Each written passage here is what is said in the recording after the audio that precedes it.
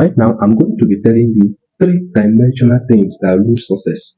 Yes, or delays your success. There are three critical dimensional strategies or things that if you not follow, it will be delaying your success. Number one is fear of what people will say.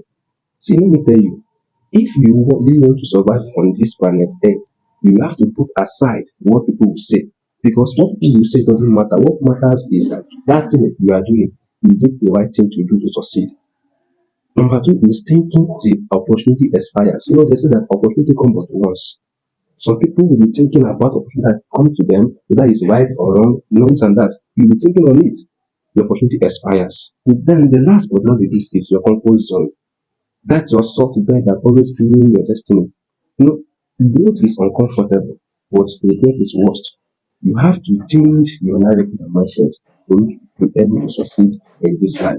Share with